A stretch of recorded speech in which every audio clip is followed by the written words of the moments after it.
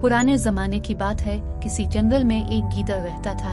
एक दिन गीदड़ खाने की तलाश में मारा मारा फिर रहा था। वो दिन इसके लिए कितना बुरा था, इसे दिन भर भूखा ही रहना पड़ा। वो भूखा और थका हारा चलता रहा और रास्ता नापता रहा। बिलाखिर दिन ढले वो खाने की तलाश में एक शहर में जा पहुंचा। इसे ये भी एहसास था कि एक गीदड़ के लिए शहर में चलना फिरना खतरे से खाली नहीं है, लेकिन भूख की शिद्दत की वजह से ये खतरा मोल लेने पर मजबूर था। मुझे बहरहाल खाने के लिए कुछ न कुछ हासिल करना है, इसने अपने दिल में कहा। लेकिन किसी आदमी या कुत्ते से दो चार होना न पड़े। अचानक इसने खतरे की बू महसूस की।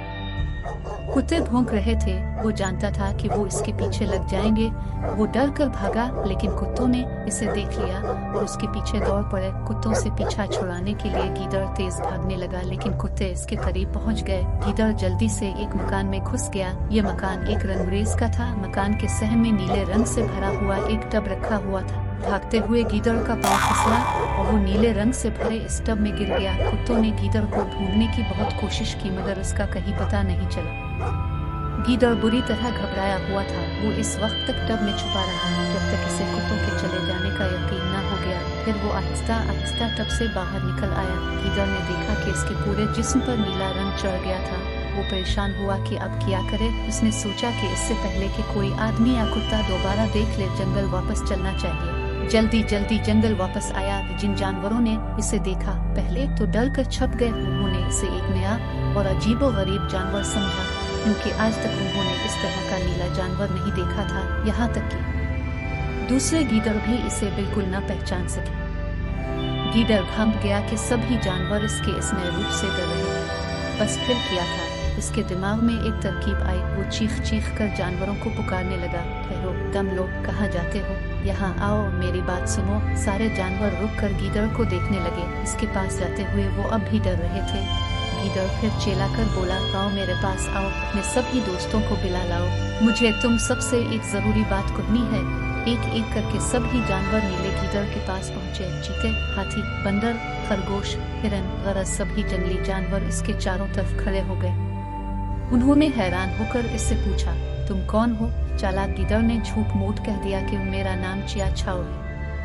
मुझसे डरो नहीं, मैं तुम्हें कोई नुकसान नहीं पहुंचाऊंगा। मुझे इस जंगल में तमाम जानवरों का बादशाह बनाकर भेजा गया है। मैं एक बादशाह की तरह सबकी हिफाजत करूंगा। गीदड़ के जिस्म पर नीला रंग सूरज की रोशनी में बड़ा चमकदार और खूबसूरत लग रहा था। इसका रंग बिल्कुल अनोखा था और ऐसे रंग का जानवर किसी ने नहीं देखा। ये जाने बगैर कि वो किस किस्म का जानवर है, सभी जंगल के जानवरों ने उसकी बात का यकीन कर लिया, से अपना राजा मान लिया। वो इसके सामने सर झुकाकर बोले, हमें आपकी बादशाहत कबूल है, हम आपके हुक्म के मुंतजिर हैं। नीले गीदड़ ने कहा, तुम्हें अपने बादशाह की अच्छी तरह देखभाल करनी होगी।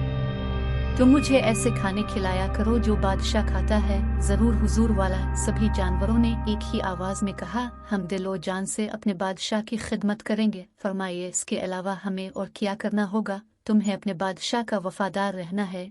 नीले गीदड़ ने जवाब दिया, तभी तुम्हारा बादशाह तुम्हें दुश्मनों से महफूज रख सकता है। जंगल के जानवर इस गीदड़ के लिए किस्म किस्म के मजेदार खाने लाने लगे और उसकी खातिर मुदारात करने लगे। गीदड़ अब बादशाह की तरह रहने लगा। गीदड़ को कहीं भी जाना होता तो वो एक हाथी पर बैठकर जंगल में निकलता। इसके दोनों तरफ मुहाफिजों के तौर पर शेर चलते थे। सब जानवर रोजाना उसकी खिदमत में हाजिर होकर उसे सलाम करते, अपनी मुश्किलें इसे बताते। बादशाह उनकी बातों को सुनता और उनकी मुश्किलों का हल बताता। एक दिन गीदड़ राजा तमाम जंगली जानवरों के साथ जंगल का मुआयना करने निकला और चलते चलते गीदड़ों की वादी के करीब पहुंचा तो इसे दूर से कुछ शोर सुनाई दिया। ये गीदड़ के गौल की आवाज थी। गीदड़ की यह फितरत होती है कि वो चांद देखकर चीखना और आवाजें निकालना शुरू कर देते हैं और दूसरे गीदड़ भी उनकी आवाजों में आवाज मिलाकर चीखते हैं। अब जब गीदड़ ने अपने साथियों की आवाज सुनी तो बहुत खुश हुआ और खुद पर काबू ना रख सका। इसे अपनी बादशाहत का भी ख्याल ना रहा और अपना सर उठाकर उसने भी गीदड़ों की तरह चीखना और आवाजें निकालना शुरू कर दिया। इसका बोलना था कि जानवरों पर उसकी असलियत खुल गई। उन्हें मालूम हो गया कि ये नीले रंग का जानवर कोई और नहीं बल्कि रंगा हुआ गीदड़ है। इसने उन्हें धोखे में रखा है। सब जानवर मारे गुस्सा के उसे फाड़ खाने के लिए इस पर चढ़ दौड़े, लेकिन गीदड़ ने तो पहले ही से भागना शुरू कर दिया था। वो भागता गया तेज और आखिरकार सबकी पहुंच से बाहर हो गया और इस तरह इसकी जान बची। बच्चों, हमें भी झूठ नहीं बोलना चाहिए, क्योंकि झूठ से हम वक्ती तौर पर तो किसी को धोखा दे सकते हैं, मगर एक दिन सच सामने आ जाता है और फिर शर्मिंदगी के सिवा कुछ हाथ नहीं आता। हमारे चैनल को सब्सक्राइब करें और अपने दोस्तों के साथ शेयर करें। मिलते हैं एक नई कहानी के साथ। बाय बाय बच्चों।